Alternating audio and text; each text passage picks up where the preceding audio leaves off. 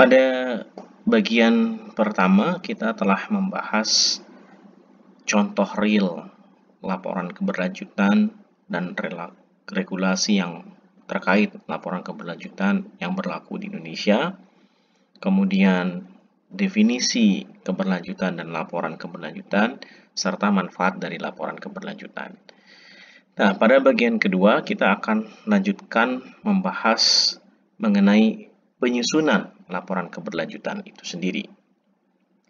Nah, pembahasan mengenai penyusunan laporan keberlanjutan akan menggunakan atau mengacu kepada standar pelaporan atau panduan pelaporan laporan keberlanjutan, penyusunan laporan keberlanjutan yang paling banyak digunakan atau diacu oleh berbagai perusahaan baik di Indonesia maupun di dunia, yaitu mengacu kepada guideline yang dikeluarkan oleh GRI, Global Reporting Initiative. Nah, standar yang kita acu adalah standar terbaru dari GRI, yaitu standar tahun 2018. Di dalam GRI dijelaskan bahwa pada saat perusahaan akan menyusun laporan keberlanjutan atau sustainability report, maka ada 5 langkah yang perlu dilakukan oleh perusahaan. 5 langkah tersebut adalah prepare, connect, define, monitor, dan report. Yang dimaksud dengan prepare adalah pada tahap ini manajemen mempersiapkan dan melakukan perencanaan tentang penentuan informasi yang sebaiknya dilaporkan dalam laporan keberlanjutan perusahaan dan dampaknya terhadap perusahaan. Nah, pada tahap ini dipikirkan langkah-langkah yang akan dilaksanakan pada tahap berikutnya untuk menjalankan program pembangunan berkelanjutan. Pada tahap ini entitas atau perusahaan membuat action plan dan melakukan kick-off meeting penyusunan laporan keberlanjutan. Jadi ini adalah tahap preparations ya, tahap perencanaan penyusunan laporan keberlanjutan. Tahap yang kedua adalah connect. Yang dimaksud dengan connect di sini adalah connect dengan pemangku kepentingan, dengan stakeholders. Sehingga pada tahapan ini manajemen perusahaan mengidentifikasi siapa pemangku kepentingan perusahaan, terutama key stakeholders-nya, lalu kemudian memahami kegiatan apa yang harus dilakukan oleh perusahaan agar bisnis dan lingkungan berkelanjutan dan informasi yang diperlukan dapat dipenuhi oleh perusahaan. Nah, pada tahap ini entitas atau perusahaan sebaiknya melakukan diskusi dengan para pemangku kepentingan untuk mengidentifikasi informasi yang penting bagi pemangku kepentingan. Jadi, connect di sini adalah mengenali, mengidentifikasi, memahami kebutuhan informasi para pemangku kepentingan. Tahap yang ketiga adalah define. Berdasarkan hasil diskusi yang telah dilakukan dengan key stakeholders, maka kemudian perusahaan melakukan assessment di internal perusahaan. Ya, nah internal assessment ini mengidentifikasi hal-hal yang penting yang perlu dilaporkan, baik untuk kebutuhan internal maupun untuk kebutuhan eksternal. Dalam ini perlu dipertimbangkan ruang lingkup dan besarnya pengaruh perusahaan terhadap lingkungan, kapasitas perusahaan, dan juga komitmen perusahaan. Nah, tahapan ini akan membantu menentukan kandungan informasi dan cara aktivitas entitas dilaporkan di dalam laporan keberlanjutan.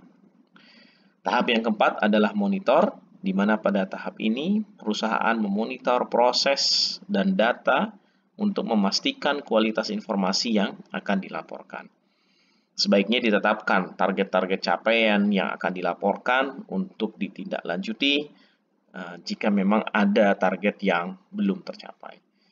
Dan tahap yang terakhir, tahap report, adalah tahap di mana dilakukan penulisan informasi yang telah dikumpulkan dan kemudian disusun menjadi laporan keberlanjutan. Laporan ini harus dikomunikasikan kepada para pemangku kepentingan untuk mendapatkan masukan dan senantiasa diupdate atau dimutakhirkan.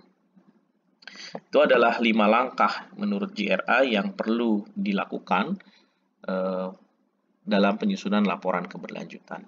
Tahap penulisan pembuatan laporannya itu sendiri ada di tahap kelima, tahap report. Tetapi sebelum masuk ke tahap report, diperlukan tahap preparation, perencanaan yang baik, tahap mengidentifikasi kebutuhan informasi para pemangku kepentingan, tahap menentukan informasi apa yang akan diungkapkan di dalam laporan keberlanjutan dan cara mengungkapkannya, tahap memastikan, mengawasi proses pengumpulan data,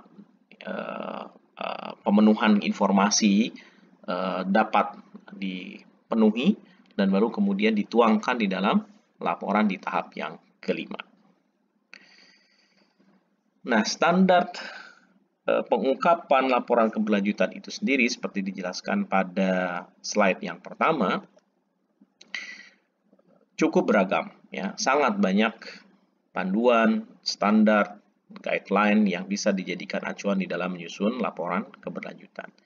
Namun ada satu guideline, satu standar panduan yang banyak digunakan, diacu, menjadi referensi perusahaan-perusahaan di dunia maupun di Indonesia di dalam menyusun laporan keberlanjutannya, yaitu standar yang diterbitkan oleh GRI, Global Reporting Initiative. Dan standar terbaru adalah standar tahun 2018 ya, GRI Sustainability Reporting Standard 2018. Nah, tentu kita tidak mungkin membahas seluruh aspek standar dari GRI ini di dalam pembahasan kali ini. Sehingga pembahasan ini ditujukan untuk memberikan gambaran awal atau review ya, standar yang diterbitkan oleh GRI tersebut. Nah, pertama, secara garis besar, GRI standar ini terbagi menjadi 2 kelompok standar. Ya, ada yang disebut dengan kelompok universal standard dan topik spesifik standard. Universal standard ini merupakan standar pelaporan yang berlaku untuk seluruh entitas perusahaan yang menerapkan GRI standar ini. Nah, di dalam universal standard ini terdiri dari beberapa kelompok standar, ya, ada GRI 101. Ini adalah standar yang memberikan gambaran mengenai penggunaan GRI standar itu sendiri, maka disebut sebagai foundations ya. Lalu GRI 102 ini mengatur mengenai pengungkapan umum yang harus disajikan oleh perusahaan di dalam laporan keberlanjutannya, yang akan memberikan gambaran kontekstual organisasi yang bisa berdampak terhadap informasi spesifik yang nanti akan diungkapkan di standar topik spesifik standar. Lalu yang ketiga adalah GRI 103 yang menggambarkan manajemen approach, pendekatan manajemen, cara manajemen pada saat manajemen menyajikan informasi untuk topik-topik yang material. Jadi ini menggambarkan kebijakan, metodologi, ya, sumber data, dan seterusnya. Ya. Nah, ini disebut dengan Universal Standard atau GRI 100, ya, yang terdiri dari 101, 102, dan 103. Nah, selain kelompok Universal Standard, terdapat kelompok Topik Spesifik Standard yang mengacu kepada 3 kinerja, ya, seperti dalam konsep triple bottom line. Ada economic, ada environmental, dan ada sosial. Ini adalah GRI 200, GRI 300, dan GRI 400. Nah, masing-masing akan membahas mengenai specific disclosure untuk setiap topik yang material. Kita akan lihat lebih dalam masing-masing standar ini. Nah, di dalam GRI 01 yang foundations diungkapkan informasi mengenai latar belakang mengapa pentingnya laporan keberlanjutan, ya, lalu overview dari standar GRI-nya, dan bagaimana penggunaan standar ini. Nah, di dalamnya, core-nya akan membahas mengenai reporting principle. Ya, prinsip-prinsip di dalam pelaporan menurut GRI, di mana prinsip-prinsipnya terbagi menjadi dua kelompok. Ini ya, ada reporting principle for defining report content, yaitu prinsip-prinsip yang harus dipenuhi di dalam menentukan isi dari laporan keberlanjutan. Nanti kita akan bahas keempat prinsip ini, stakeholders inclusiveness, sustainability context, materiality, dan completeness. Dan kelompok prinsip yang kedua adalah reporting principle for defining report quality. Jadi ini adalah prinsip-prinsip yang harus diperhatikan, dipenuhi untuk menjamin kualitas pelaporannya. Jadi kalau yang di atas adalah menentukan jenis isinya, ya, kandungan informasinya apa saja, sementara kelompok prinsip yang kedua adalah quality dari informasi yang diungkapkan. Kita akan bahas juga 6 prinsip ini, accuracy, balance, clarity, comparability, reliability, dan timelines. Nah, selain prinsip juga dibahas ya, bagaimana penggunaan GRI standar untuk pelaporan keberlanjutan. Ya, tahap-tahapannya, ya, bagaimana langkah-langkah dalam menggunakan GRI. Dan poin ketiga membahas juga mengenai claims yang related terhadap penggunaan GRI standar. Karena GRI standar ini sekali lagi perlu ditegaskan ya, bahwa GRI standar ini tidak bersifat wajib dan tidak ada organisasi yang mewajibkan untuk menggunakan GRI standar. Jadi perusahaan voluntary untuk memilih menerapkan GRI standar. Nah, dalam menerapkannya itu ada beberapa level, ada beberapa jenis penerapan. Ada yang memang mengacu, ya, berniat, berintensi menerapkan GRI standar secara utuh, ya, comply terhadap GRI standar. Tetapi juga ada teknik penerapan yang menempatkan GRI standar itu hanya sebagai reference, hanya sebagai acuan, ya.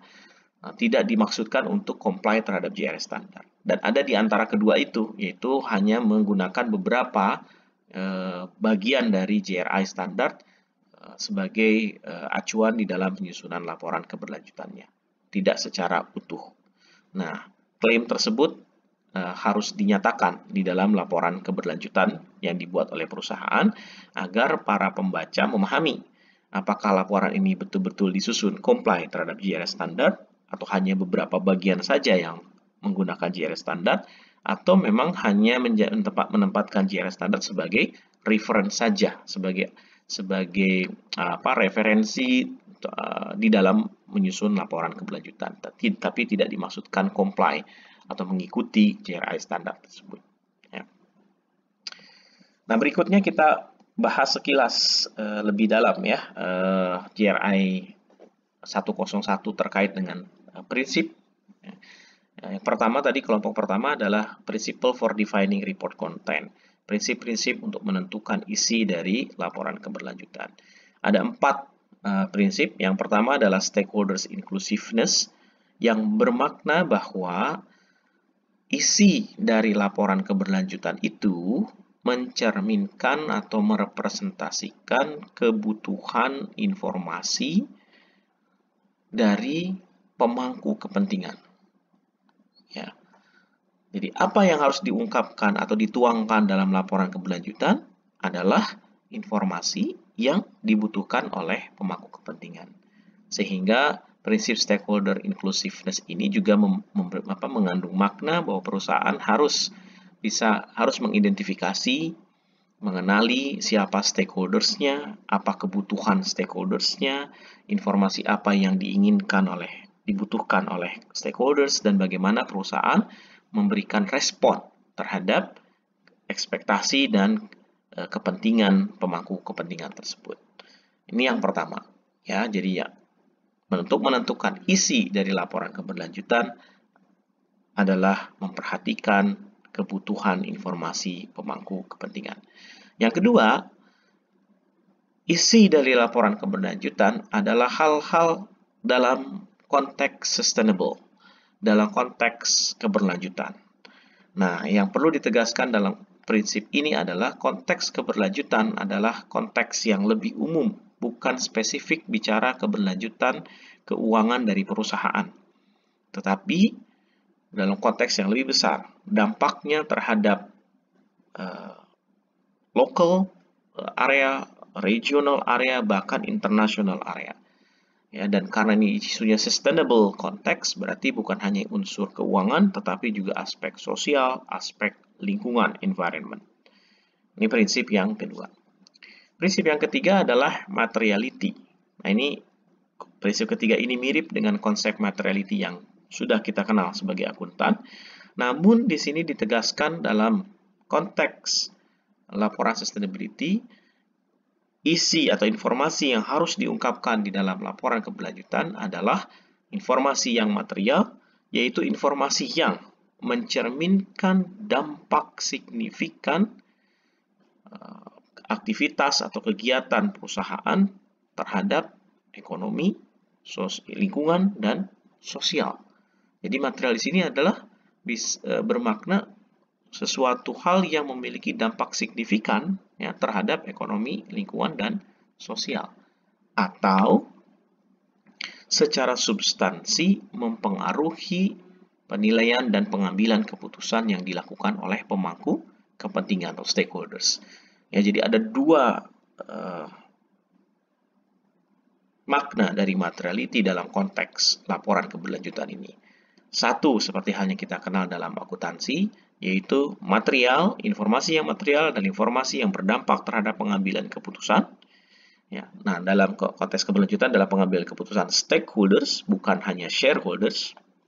Lalu yang kedua, maknanya adalah memiliki dampak signifikan terhadap ekonomi, lingkungan, dan sosial. Ya. Yang keempat adalah completeness, kelengkapan. Ya, nah, ini juga konteks completeness kita kenal dengan full disclosure ya, kalau di dalam standar akuntansi keuangan. Nah, maka di dalam pelaporan keberlanjutan juga dikenal prinsip completeness. Jadi informasi yang harus disajikan di dalam laporan keberlanjutan adalah informasi yang lengkap. Nah, lengkapnya dalam konteks keberlanjutan itu adalah lengkap dari segi boundaries dan lengkap dari segi materiality tadi. Ya, boundaries di sini tadi mencakup aspeknya, mencakup aspek dan boundaries. Ya, material aspek dan boundaries. Nah, material aspeknya tadi berkaitan dengan ekonomi, environmental, and social. Nah, boundariesnya adalah lingkup dari organisasinya. Di dalam laporan keberlanjutan, boundaries ini dapat lebih luas. Berbeda dengan economic entity concept di dalam pelaporan akuntansi keuangan. Ya, kalau di dalam pelaporan akuntansi keuangan dengan economic entity concept, pelaporan hanya dibatasi oleh atau terhadap entitas ekonomi tertentu. Ya, sementara di dalam konteks keberlanjutan, boundariesnya bisa diperluas, tidak dibatasi oleh satuan ekonomik tertentu.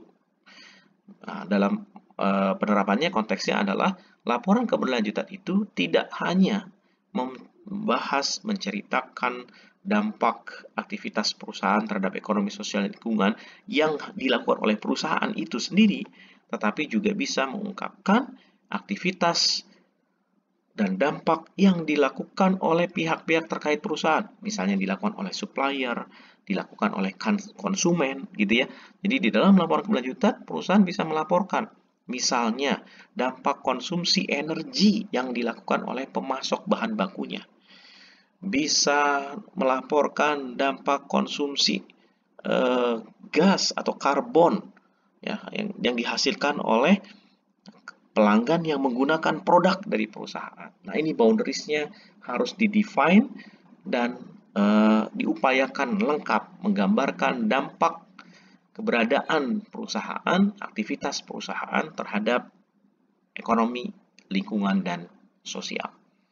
Ini adalah 4 prinsip untuk menentukan apa isi dari laporan keberlanjutan. 1. Mengacu kepada kepentingan stakeholders. Kedua, mengungkapkan aspek konteks keberlanjutan, ya, informasi dalam konteks keberlanjutan. Ketiga, material, yaitu berdampak signifikan terhadap ekonomi sosial dan lingkungan atau mempengaruhi pengambilan keputusan stakeholders. Dan yang keempat, lengkap dari segi aspek maupun dari segi ruang lingkup atau boundaries. Sementara kelompok yang kedua, yaitu Principle for Defining Report Quality, adalah prinsip-prinsip untuk memenuhi atau meningkatkan kualitas ya, quality ya, dari laporan keberlanjutan. Ada 6 prinsip yang perlu diperhatikan. Yang pertama adalah accuracy. Jadi, laporan keberlanjutan akan memiliki quality yang tinggi jika akurasi informasi yang diungkapkan juga tinggi. Ya, ini prinsip yang juga berlaku di dalam pelaporan keuangan. Jadi semakin precise, semakin akurat, maka semakin tinggi quality-nya. Nah, permasalahannya di laporan keberlanjutan yang mungkin berbeda dengan laporan keuangan adalah sebagian besar informasi yang disajikan di dalam laporan keberlanjutan itu bersifat kualitatif atau kuantitatif tapi non-monetary. Nah, bagaimana akurasi bisa tercapai, bisa ditingkatkan dalam informasi yang bersifat kualitatif? Caranya adalah dengan detail, level of detail. Semakin detail informasinya, maka akan semakin akurat informasinya. Yang kedua adalah pembanding. Ya, ada sumber informasi tidak hanya satu. Ya, informasinya bisa dari beberapa pihak. Nah, itu akan meningkatkan akurasi dari informasi. Jadi ada klaim dari perusahaan, tapi kemudian juga ada klaim, justifikasi klaim dari pihak lain, misalnya dari statement pelanggan, ada statement pemasok, ya, hasil survei. Nah, itu akan meningkatkan akurasi informasi yang disajikan. Prinsip yang kedua adalah kualitas atau laporan keberlanjutan akan berkualitas jika tidak hanya menyajikan informasi yang positif, tetapi juga menyajikan informasi yang bersifat negatif. Balance, seimbang antara positif dan negatif. Termasuk di dalamnya tidak melakukan upaya-upaya memparafrase, mendesain sistematika bahasa dengan tujuan mengaburkan esensi informasi dari yang tadinya bermakna negatif menjadi terkesan positif. Ya, itu harus dihindari dalam konteks prinsip balance tadi. Balance adalah jujur dan tidak berbohong, mengungkapkan sesungguhnya apa yang terjadi, baik yang positif maupun yang negatif.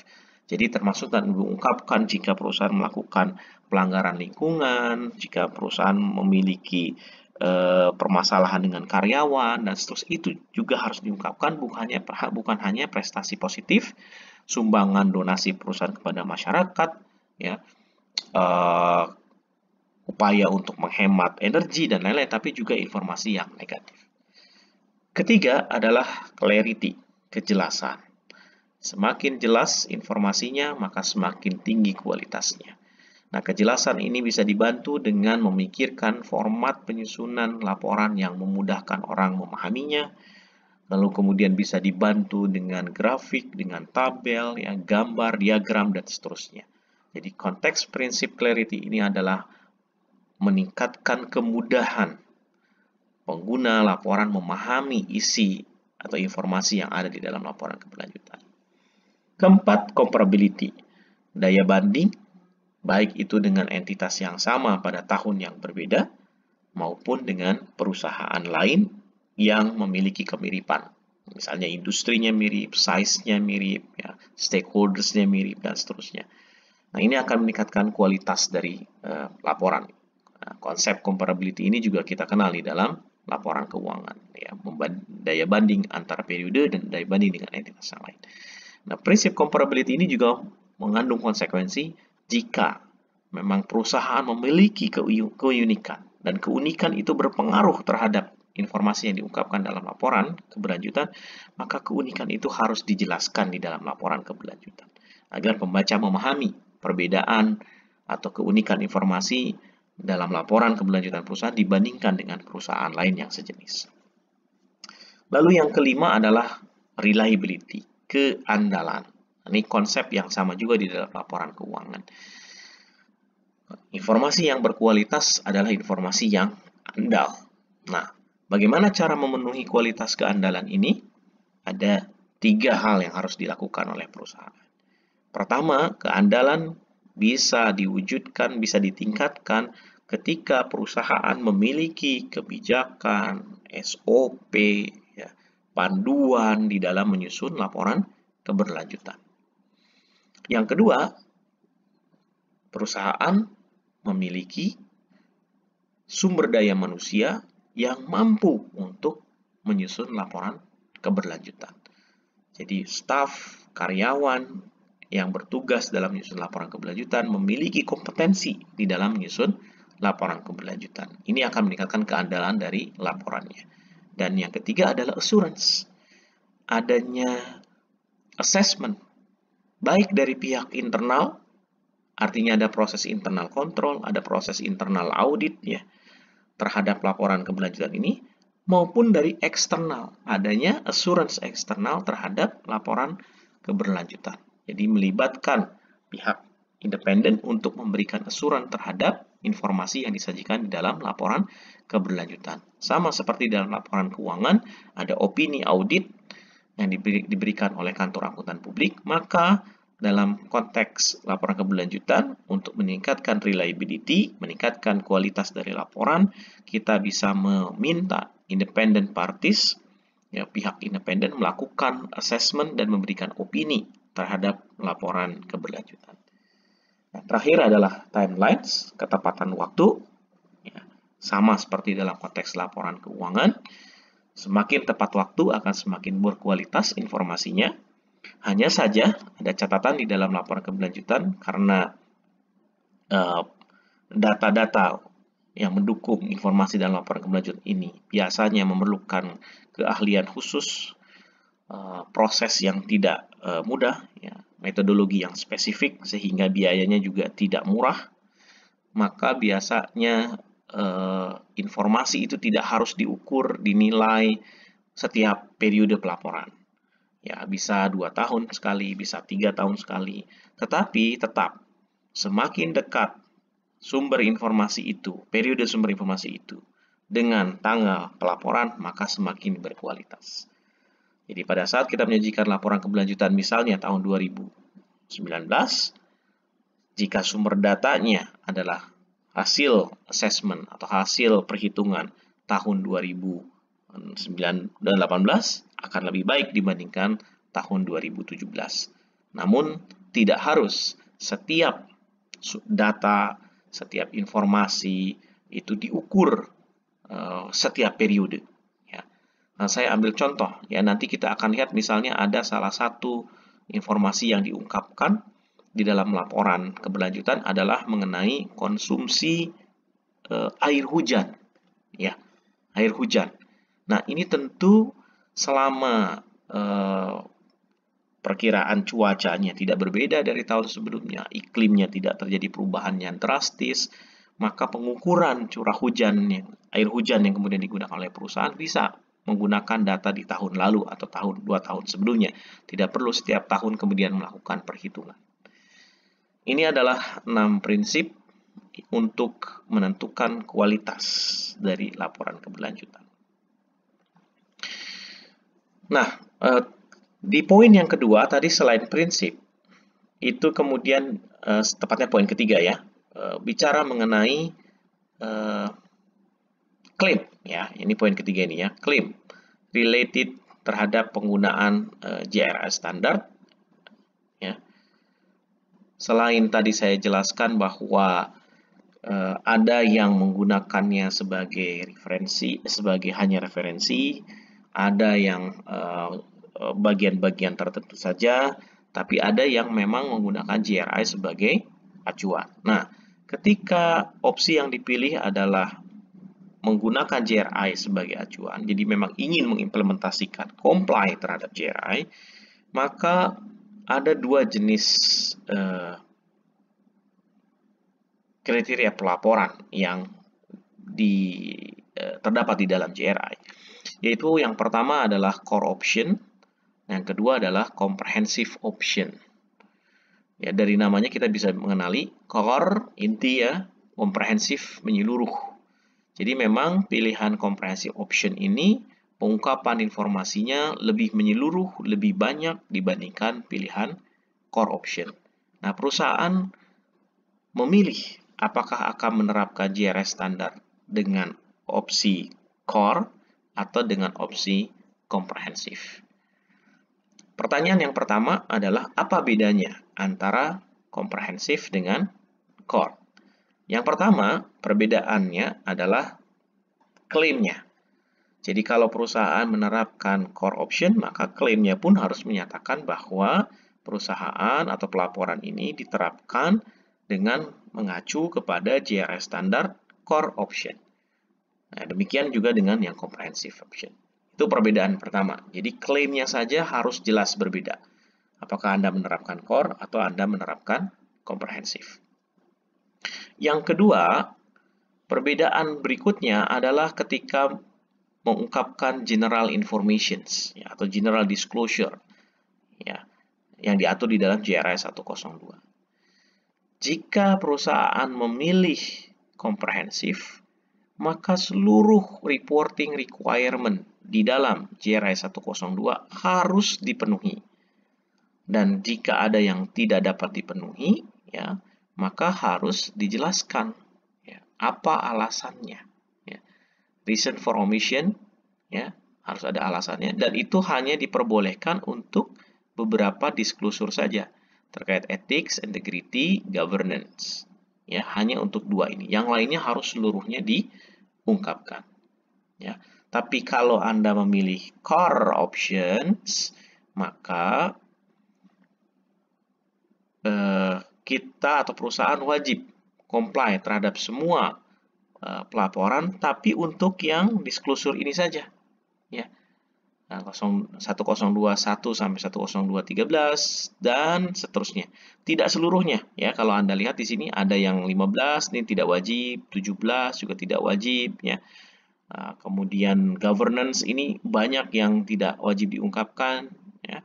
Nah, di sini juga untuk stakeholders engagement dibatasi hanya untuk yang ini ya. Begitu pula dengan reporting practice. Jadi tidak semua harus diungkapkan di dalam core options. Itu perbedaan yang kedua. Perbedaan yang ketiga terletak di standar yang topik spesifik 200, 300, dan 400.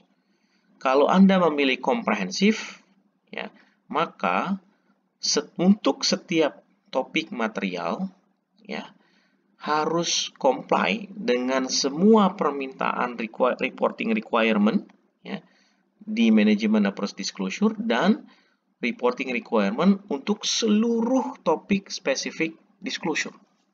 Ya, jika tidak dapat diungkapkan harus dijelaskan apa alasannya tidak diungkap. Jadi comply and explain.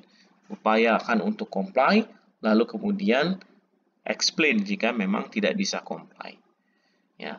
Nah, ini termasuk sebenarnya kewajiban untuk mengungkapkan topik-topik material yang tidak diatur di dalam standar GRI. Sementara kalau kita menerapkan core, maka perbedaannya terletak di sini. Ya. Nah, untuk manajemen approach disclosure-nya sama, ya, comply with all reporting requirement, tetapi untuk topik spesifiknya at least one. Jadi cukup satu saja topik spesifik disclosure terkait dengan topik material yang diungkapkan. Tidak harus all, tidak harus seluruh topiknya. Ya. Nah, itu perbedaan yang ketiga. Yaitu perbedaan antara core dan komprehensif. Nah, pertanyaan berikutnya adalah apa dasarnya perusahaan memilih core komprehensif? Nah, dasarnya kembali karena ini bicara core komprehensif itu bicara isi dari laporan, yang satu menyeluruh, yang satu hanya beberapa hal gitu ya, yang core-nya, yang intinya, maka ini kita harus kembalikan kepada tadi prinsip for defining report content, ya. Prinsip-prinsip dan menentukan isi. Nah, dalam hal ini adalah prinsip stakeholders inclusiveness, ya. Kira-kira atau perusahaan harus mengakses kebutuhan informasi dari pemangku kepentingan dapat dipenuhi oleh opsi yang mana? Oleh core atau oleh komprehensif. Ya. Jika kebutuhan informasi itu dapat dipenuhi dengan core option, maka pilihlah core option. Karena pemilihan core option tersebut akan menyajikan laporan keberlanjutan yang memenuhi kebutuhan stakeholders dan efisien. Gitu ya. Kalau kebutuhan pemangku kepentingannya cukup dipenuhi dengan core, tapi kita memilih yang komprehensif, maka akan terjadi inefisiensi di dalam laporan. Nah, sebaliknya, kalau informasi yang dibutuhkan oleh pemangku kepentingan itu sangat menyeluruh, maka perusahaan menerapkan opsi komprehensif.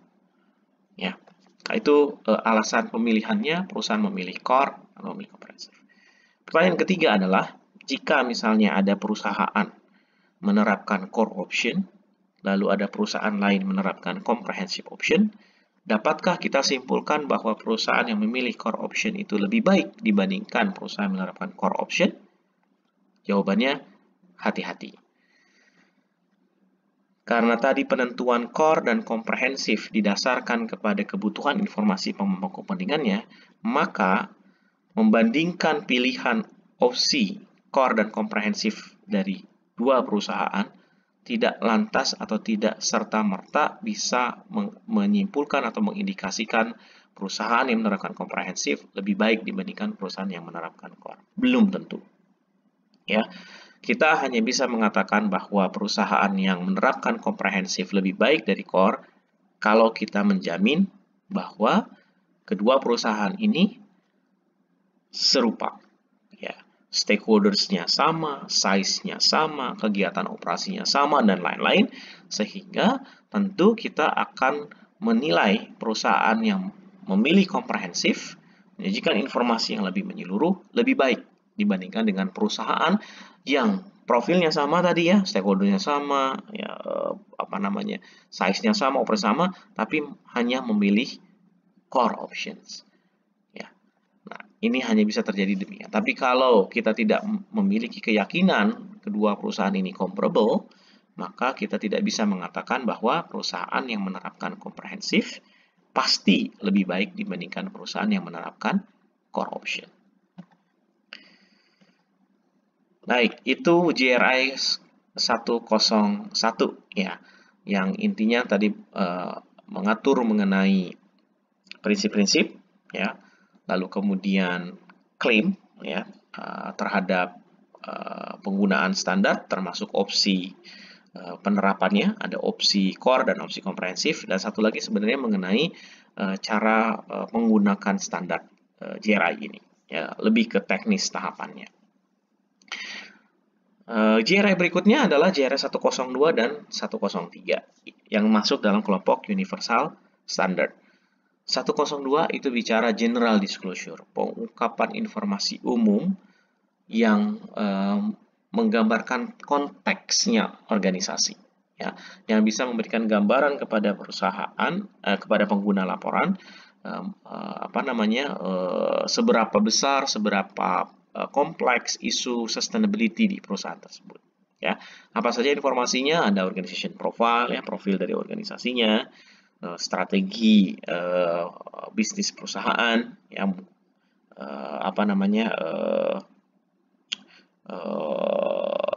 top level management view-nya, gitu ya. Lalu kemudian ethics and integrity-nya, governance, tata kelolanya, khususnya adalah tata kelola terkait dengan keberlanjutan, gitu.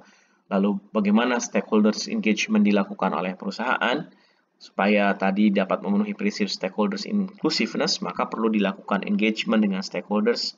Nah, bagaimana cara perusahaan melakukan engagement dengan stakeholders-nya? lalu kemudian report profile-nya, ya, laporan ini menggunakan core option atau comprehensive options gitu ya, mengacu ke GRI atau bukan gitu ya. Ada report profile-nya, periodenya, ya, boundaries-nya dan seterusnya. Itu ada dalam report profile. Jadi ini adalah informasi umum. Nah, kemudian GRI 103 adalah management approach-nya, menjelaskan pendekatan, ya, menjelaskan topik material apa, ya, boundaries-nya, lalu kemudian pendekatan manajemennya di dalam menghasilkan informasi, dan bagaimana perusahaan atau metode perusahaan dalam melakukan evaluasi terhadap pendekatan manajemen tersebut. Nah, ini di 103. Nah, setelah Universal Standard, kita masuk ke topik spesifik standar. Tadi ada GRI 200 Economic, GRI 300 Environmental, dan GRI 400 Sosial. Nah, di dalamnya akan membahas dua komponen, yaitu dua komponen besar ya, Management Approach Disclosure untuk masing-masing topik, dan topik spesifik disclosure-nya, ya, pengungkapan atau informasi-informasi yang harus diungkapkan di masing-masing aspek. Gitu ya. Nah, di GRI 200 ini saya tidak akan bahas detail tentunya, gambaran singkat saja. Di dalam GRI 200 ada informasi, ada aspek economic performance, ya, mengenai kinerja ekonomi perusahaan, ya. Ada market presence GRI 202, indirect economic impact, ya, procurement practices, anti corruptions, dan anti competitive behavior, ya. Ini adalah kelompok-kelompok informasi yang harus diungkapkan, dan di masing-masing kelompok informasi ini dijelaskan apa yang harus diungkapkan, ya, metodologinya, lalu kemudian informasi spesifiknya apa yang diungkapkan. Nah, nanti Anda bisa pelajari sendiri, ya, GRI 200 ini, ya. Jadi kita bisa melihat, nah, ini dia GRI standar, ya, GRI standar. Nah, ini adalah daftar isinya. Oke. Nah, ya, 101, 103 terus. Nah, ini dijelaskan di masing-masing. Jadi nanti akan kita lihat misalnya tampilannya. Nah, ini salah satunya ya. Misalnya GRI 305, ya, tentang environment, informasi mengenai emisi gas, ya, gas rumah kaca, mengenai other indirects, ya, emisi gas, ya. Nah, ini nanti kemudian ada topik spesifiknya apa yang harus diungkapkan, ya, reporting requirements-nya apa yang diungkapkan. Kira-kira begitu, nanti dibaca lebih mendetail. Kita kembali ke overview sini ya. Nah, ini yang perlu diperhatikan nih, ya, isu ekonominya bukan keuangan internal perusahaan, ya, tetapi lebih luas, ya. Contoh misalnya di economic performance, itu informasi yang diungkapkan adalah direct economy value generated and distributed. Berapa nilai ekonomi yang dihasilkan oleh perusahaan dalam bentuk laba, ya, dan tapi juga berapa yang didistribusikan kepada siapa? Didistribusikan kepada karyawan dalam bentuk gaji, upah, tunjangan, didistribusikan kepada pemegang saham dalam bentuk dividen, didistribusikan kepada pemerintah dalam bentuk tax misalnya, ya, didistribusikan kepada society dalam bentuk donasi misalnya. Nah, itu diungkapkan di dalam economic performance-nya perusahaan, ya, dan lainnya, ya, nanti bisa dibaca sendiri. Kemudian yang GRI berikutnya 300 adalah terkait dengan lingkungan. Nah, ini aspeknya sangat banyak, mulai dari material, energi, ya, air, limbah, ya, biodiversity, lalu emisi gas, lalu kemudian sampah, ya, dan kemudian compliance terhadap lingkungan, termasuk supplier environmental assessment, ya, penilaian ketaatan supplier terhadap ketentuan-ketentuan tindakan yang aman dan ramah terhadap lingkungan. Nah, ini adalah GRI 300. Jadi bicara tentang aspek lingkungan. Lalu kemudian GRI 400 ini adalah aspek sosial. Nah, ini lebih isunya banyak, ya, lebih banyak atau paling banyak dibandingkan dengan GRI 300 dan 400, ya. Mengapa banyak? Karena aspek sosial ini menyangkut karyawan, ya, employment, ya, labor management relation, occupational health and safety, ya, training and education, diversity and equal opportunity, non-discrimination, freedom of association, collective bargaining. Ini adalah seperti kebebasan untuk membuat serikat buruh gitu ya. Nah, ini terkait dengan employee ya. Child labor masih juga employee ya, forced or compulsory labor ya, kerja ada nggak kerja paksa ya atau kerja Rodi ya, kerja paksa ya. Lalu ada security practices ya, terkait dengan peran dari security, terutama kaitannya dengan hak asasi manusia ya. Lalu kemudian ada aspek sosial masyarakat ya, tadi employee, lalu kemudian aspek sosial masyarakatnya, society. Ya, digambarkan oleh right of indigenous people ya, masyarakat adat ya, hak-hak masyarakat adat, human right assessment, hak asasi manusia, ya, local communities, ya, masyarakat lokal, ya. Lalu juga termasuk supplier social assessment, sama seperti tadi environmental, ini ada assessment tindakan supplier di dalam hal-hal yang terkait dengan aspek sosial. Nah, lalu kemudian ada yang lebih luas lagi, yaitu public policy. Berikutnya ada yang terkait dengan pelanggan, ya, ada customer health safety, marketing labeling, customer privacy. Nah, ya. Dan terakhir adalah socio-economic compliance, itu melaporkan ada tidaknya kejadian-kejadian pelanggaran-pelanggaran yang dilakukan oleh perusahaan terkait dengan isu sosial. Ya, itu yang menyebabkan kemudian GRI 400 luas, karena society ini, sosial ini mencakup karyawan yang ada dalam perusahaan, masyarakat, ya, society, dan juga termasuk pelanggan. Ya. Itu gambaran besar ya, GRI 200, 300, dan 400. Sekali lagi, untuk lebih detail nanti teman-teman bisa membaca pedoman ini. Ya, ini bisa di-download free ya, di websitenya GRI. Berikutnya, sebenarnya selain GRI banyak tadi standar-standar atau menjadi acuan yang terkait dengan keberlanjutan. Ya, nah pada bagian berikutnya kita lihat beberapa, kita review sedikit ya, singkat beberapa standar lain yang terkait dengan keberlanjutan.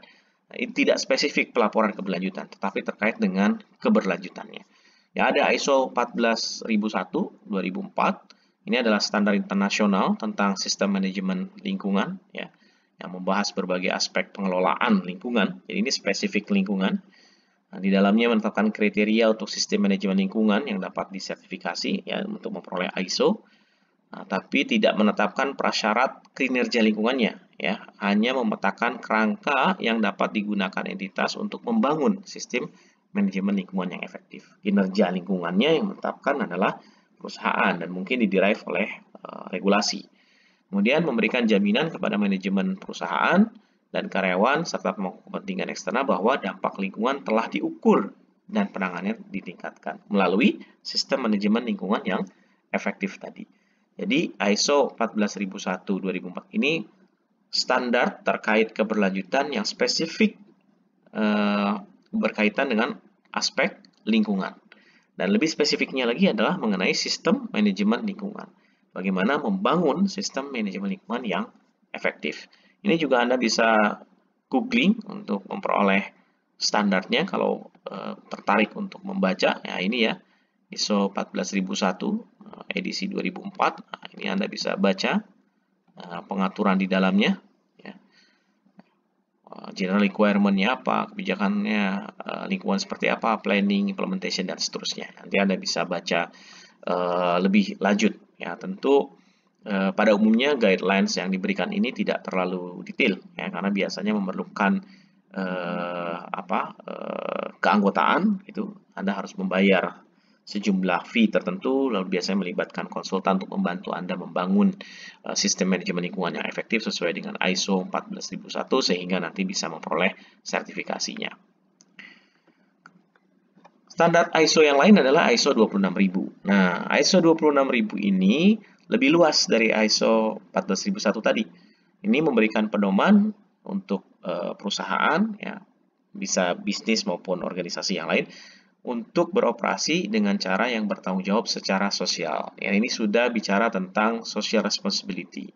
Jadi lebih luas, tidak hanya aspek lingkungan, tetapi juga aspek sosial dan ekonominya. Ya, jadi sudah mencakup aspek keberlanjutan. Ya, lebih luas dari aspek lingkungan.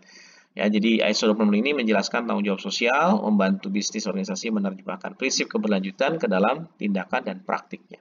Jadi sebenarnya ISO 26000 ini, nah ini nolnya terlalu banyak ya, harusnya ISO 26000 ini memandu, ya, memberikan guideline kepada perusahaan untuk menentukan aktivitas, tindakan, praktek bisnis, praktek organisasi yang memenuhi atau sesuai dengan prinsip-prinsip keberlanjutan.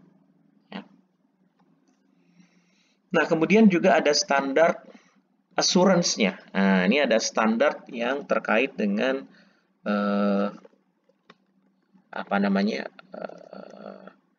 assurance terhadap laporan maupun aktivitas keberlanjutan. Nah, sebenarnya assurance-nya adanya di standar yang kedua ini ya. Jadi standar AA1000 ini adalah standar yang dikeluarkan oleh sebuah organisasi, namanya accountability, organisasinya accountability ya. Mereka mengeluarkan ada 3 standar. Ada standar yang bicara mengenai kerangka kerja organisasi untuk mengidentifikasi, memprioritaskan, dan menanggapi tantangan keberlanjutan. Ini adalah AA1000 APS Accountability Principle Standard. Ya, ini adalah prinsip-prinsip atau kerangka berpikir dalam menerapkan keberlanjutan. Lalu ada yang asuransinya, yang ini AA1000 AS, ya, Assurance Standard. Menyediakan metodologi untuk mengevaluasi sifat dan tingkat kepatuhan sebuah organisasi terhadap prinsip akuntabilitas. Prinsip akuntabilitasnya adalah yang merefer ke AA1000 APS. Jadi ini AA1000 AS ini digunakan oleh pihak yang akan melakukan assessment terhadap pemenuhan prinsip akuntabilitas. Jadi bisa digunakan oleh internal audit misalnya, atau digunakan oleh external audit ya di dalam menilai pemenuhan prinsip akuntabilitas.